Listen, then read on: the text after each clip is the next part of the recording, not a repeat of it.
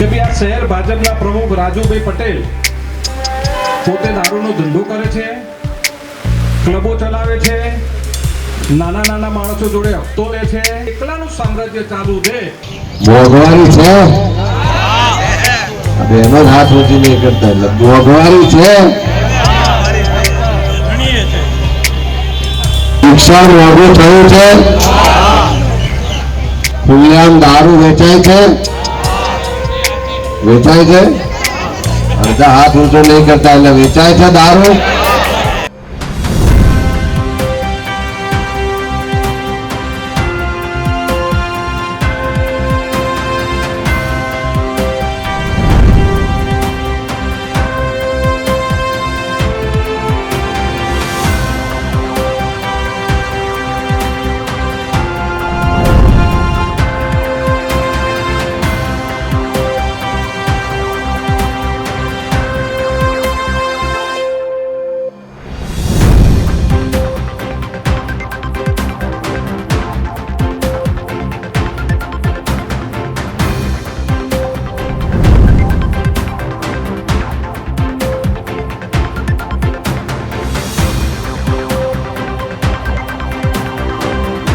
ચણાસમા શહેર ભાજપ પ્રમુખ રાજુ પટેલ પર લાગ્યા બુટલેગર હોવાના આક્ષેપો. કોંગ્રેસના જન્મચ કાર્યક્રમમાં આ આક્ષેપ કરવામાં આવ્યા છે. જાગૃત નાગરિક દ્વારા અને ફરિયાદ પણ અપાઈ છે કે રાજુ પટેલ ચણાસમા શહેર ભાજપની જવાબદારી પણ નિભાવે છે અને દારૂ અને વેપાર તેમજ જુગારની સાથે ક્લબ પણ ચલાવતા હોવાનો આક્ષેપ કરાયો છે. ત્યારે પોતાના નાના વિસ્તારમાં નાના વેપારીઓ પાસેથી હપ્તા લેવાના ગંભીર આક્ષેપો પણ રાજુ પટેલ પર કરવામાં આવ્યા છે. શહેર ભાજપ પ્રમુખ પોતાનો ધંધો જમાવવા માટે નાના વેપારીઓ જે છે દારૂ જુગાર વલ્લી મટકા અને બુટલેગરો તેવાને ડરાવી ધમકાવી પોલીસ મારફતે બંધ કરાવીને પોતાનું એકલાનું પણ સામ્રાજ્ય ચલાવવા માટેના પ્રયાસ કરતા હોવાનો પણ આક્ષેપ કરાયો છે. ત્યારે કોંગ્રેસના જનમંચ કાર્યક્રમમાં વિરોધ પક્ષના નેતા અમિત ચાવડા તેમજ ચણાસમાના ધારાસભ્ય સહિત કોંગ્રેસના કાર્યકરો પણ ઉપસ્થિત રહ્યા હતા અને આવનાર સમયમાં આ દારૂ જુગારના મુદ્દે ગૃહમંત્રીને રજૂઆત કરવામાં આવશે તેવું પણ તેમણે જણાવ્યું હતું. ત્યારે હવે જોઈએ કોંગ્રેસ દ્વારા જે હાલમાં અલગ વિસ્તારોમાં લોકોની રજૂઆત જાણવા માટે જનમંચ કાર્યક્રમો યોજાઈ રહ્યા છે. ત્યારે પાટણ જિલ્લાના ચણાસમામાં પણ કોંગ્રેસ જનમંચ કાર્યક્રમ યોજાયો હતો, જેમાં અલગ લોકો દ્વારા ધારાસભ્ય સમક્ષ રજૂઆત કરવામાં આવી હતી. ત્યારે આ રજૂઆતમાં ખાસ દારૂનો મુદ્દો ઉછળ્યો હતો અને તે પણ પ્રમુખ જે ભાજપના છે તેઓ જ આ ધંધો કરતા હોવાનો આક્ષેપ કરવામાં આવ્યો છે. ત્યારે પ્રમુખે પણ ભાજપના જણાવ્યું હતું કે અમારી પ્રત્યે જે આક્ષેપો થઈ રહ્યા છે તે ખોટા થઈ રહ્યા છે, કોંગ્રેસ પાસે પુરાવા હોય તો આપે તેવો પણ તેમણે જણાવ્યું હતું. આમ સામે આક્ષેપો પર આક્ષેપો હવે થઈ રહ્યા છે. ત્યારે આ ગંભીર આક્ષેપો કોંગ્રેસના જનમંચ કાર્યક્રમમાં યોજાયા હતા, જે અંતર્ગત કોંગ્રેસી ધારાસભ્ય દિનેશ ઠાકોરે કહ્યું હતું કે મને એક ભાઈએ કહ્યું છે કે હું જાહેરમાં નહીં આવું. દિનેશભાઈ, મારા પ્રશ્નોની તમે રજૂઆત કરજો. ત્યાંનો પ્રશ્ન દારૂનો હતો અને ચણાસમા શહેર ભાજપ પ્રમુખ રાજુ પટેલ દારૂનો ધીકતો ધંધો કરે છે, ક્લબ ચલાવે છે જુગારની.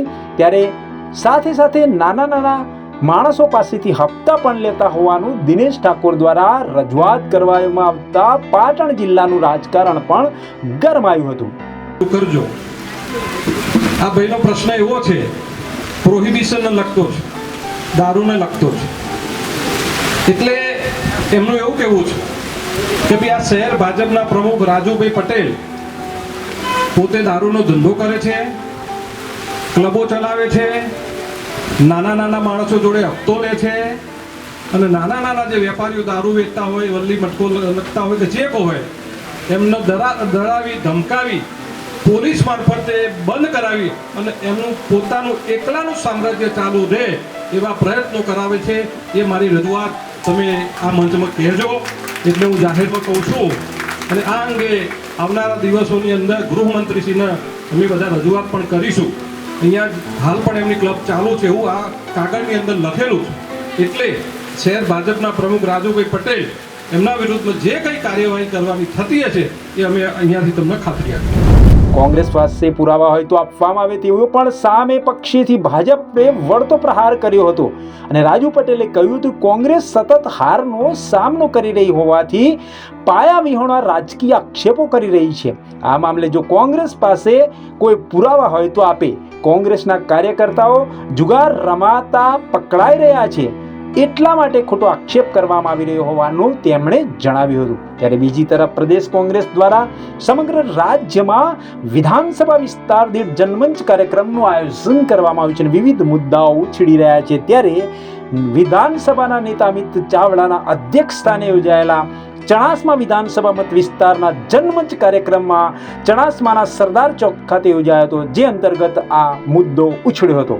ચણાસમા હારીજ સમી વિસ્તારના લોકોએ પોતપોતાના વિસ્તારના વિવિધ પ્રશ્નો જનમંચમાં રજૂ કર્યા હતા, જેમાં રોડ, રસ્તા, પાણી, શિક્ષણ, આરોગ્ય, રેલવે, અંડરબ્રિજ, ઓવરબ્રિજ, રેલવે સહિત જમીન સંપાદનમાં પૂરતા પ્રમાણમાં પૈસા પણ ન મળ્યા હોવાનો આક્ષેપ કરવામાં આવ્યો હતો અને રજૂઆત જનમંચ પર કરાઈ હતી. ત્યારે પાટણ જિલ્લાને અલગ ડેરી અને જિલ્લા બેંક ન મળી હોવા સહિતના અનેક પ્રશ્નો જાહેરમાં રજૂઆત કરવામાં આવી હતી.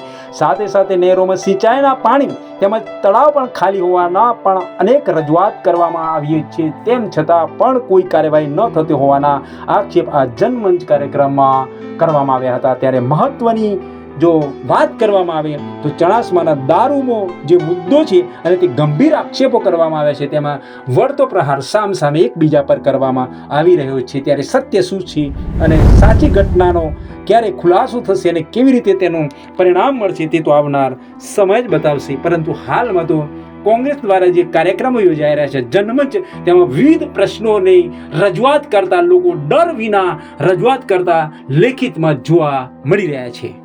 અહીં નર્મદાનું પાણી બરોબર નથી મળતું એવી રજૂઆત થઈ કે કેનાલ બની છે 13માં, પણ હજુ સુધી પાણી આવ્યું નથી. આખા ગામમાં ગંદકી છે, આખા ગામમાં ખાડા છે, આ બધું જ છે, તો આપણે અત્યાર સુધી ચૂપ કેમ છે? મેં રઘુભાઈને કીધું કે અહીં રજૂઆત કરવા આટલા જણા આવ્યા છે, જો આ બધા જ પ્રશ્નો લઈ અને પહેલા દિવસ એવું રાખો કે નગરપાલિકામાં જઈને બધા બેસી જઈએ, જય સુધી વહીવટદાર, ચીફ ઓફિસર કે પેલો પ્રાંત અધિકારી આવીને હાથ ના જોડે અને કહે નહીં કે આ તમારા પ્રશ્નોનું નિરાકરણ કરીશું, ત્યાં સુધી ખાટલા બાટલા લઈને ગોદડા લઈને ત્યાં ગયા હોય તો એને ઉકેલ કરવો પડે કે ના કરવો પડે? અને જો ના પાડે તો બીજે દાડે એક દાડ થોડું ભલે ભાડું થાય પણ કલેક્ટરને ત્યાં લઈ જઈએ કે હવે અમારે રાધનપુરમાં રહેવાય એવું નથી, એટલે હવે તમારા કલેક્ટર ઓફિસે રહેવા આવ્યા છે, જ્યાં સુધી અમારો પ્રશ્ન સોલ્વ નહીં થાય ત્યાં સુધી ખાટલાનો સામાન અહીંયા જ રહેશે. તો બીજે દાડા વહીવટદારની ધૂળ નીકળી જાય કે ના નીકળી જાય, પણ લડવું પડશે, બોલવું પડશે. અને એટલા જ માટે બરોબર છે, પૂછું ને, મોંઘવારી છે, આ બેનો જ હાથ ઊંચી નહીં કરતા, એટલે મોંઘવારી છે, નડે છે, શિક્ષણ મોંઘું થયું છે. અહીંયા રજૂઆત થઈ કે દવાખાનામાં ડોક્ટર નહીં, વ્યવસ્થા નહીં, એટલે ખાનગીમાં જઈએ તો દવાખાના મોંઘા થયા છે. ખુલ્લેઆમ દારૂ વેચાય છે, વેચાય છે, અડધા હાથ ઊંચો નહીં કરતા એટલે વેચાય છે દારૂ. હા, એ જ